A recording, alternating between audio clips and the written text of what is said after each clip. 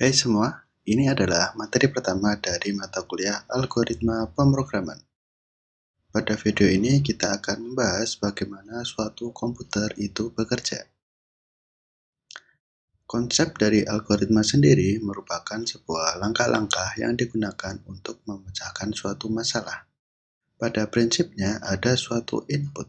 Input ini kemudian diolah dalam sebuah kotak hitam ini dengan metode atau langkah yang bermacam-macam untuk menghasilkan suatu output. Misal, kamu ingin membuat roti, maka inputnya bisa berupa tepung roti, kemudian ada telur. Nah, kotak hitamnya adalah bagaimana cara membuat roti tersebut, kemudian outputnya adalah roti tersebut.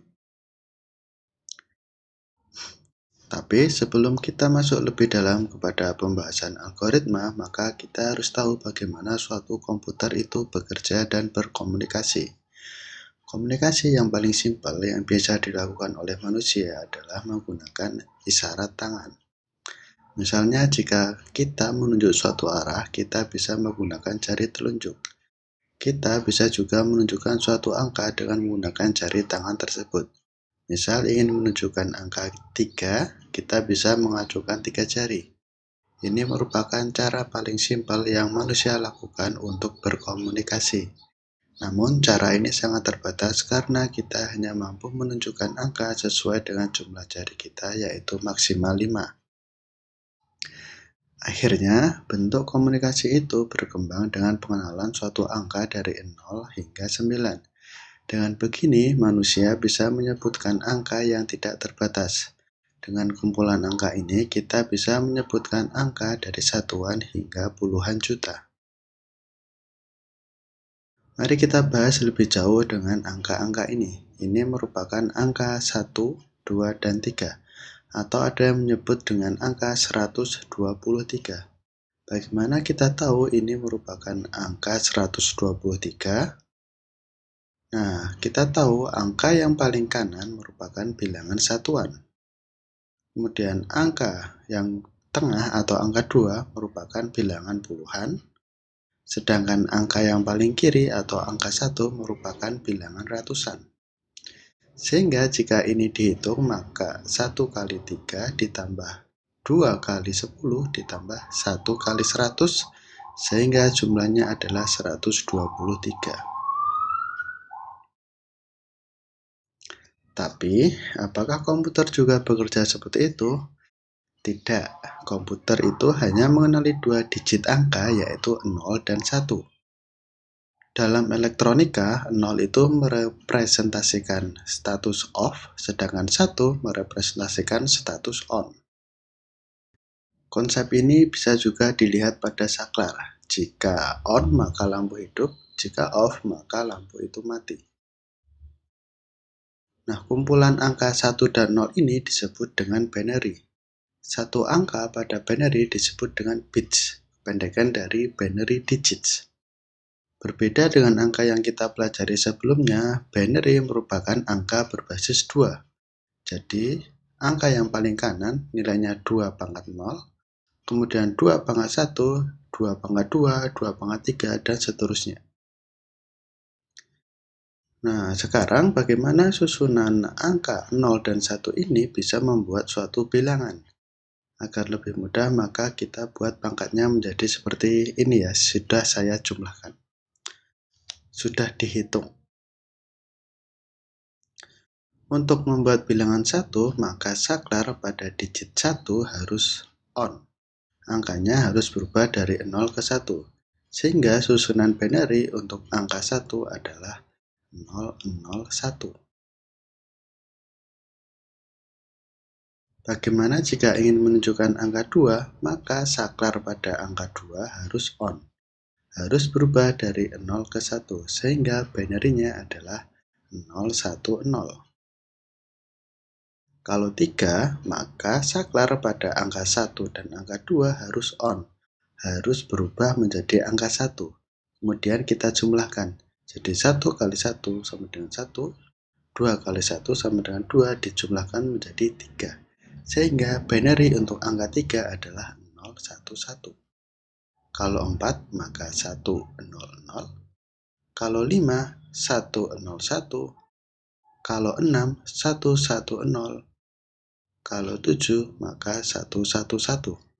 Beginilah cara kerja binary dalam menunjukkan suatu angka. Sekarang, bagaimana cara komputer dalam menunjukkan suatu huruf?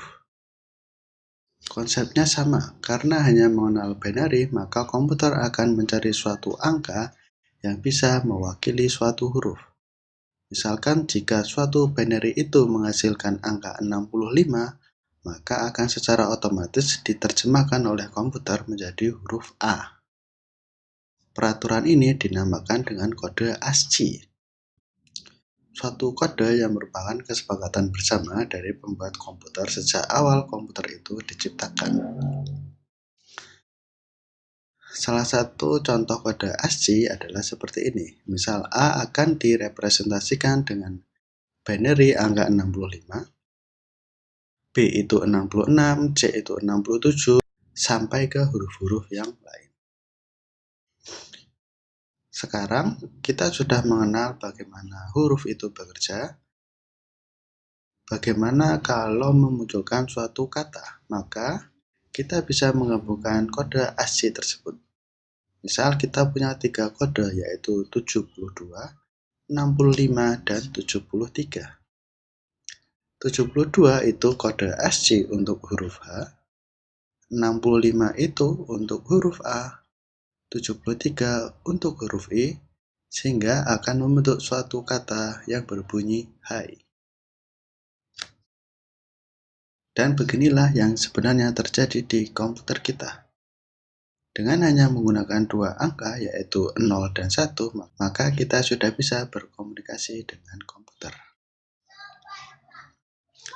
Nah, sekarang bagaimana dengan emoji seperti ini?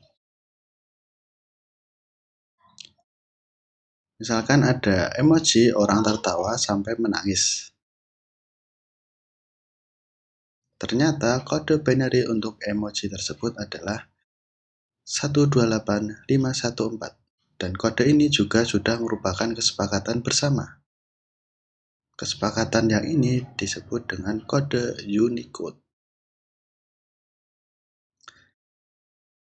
Konsep terakhir yang perlu kita pahami yaitu tentang bagaimana komputer itu bisa memunculkan suatu warna. Ya, kita mengenal konsep warna dasar. Begitu pula dengan komputer. Warna dasar yang dikenali adalah RGB atau merah, hijau, biru. Masing-masing warna ini juga diwakili dengan suatu kode binary.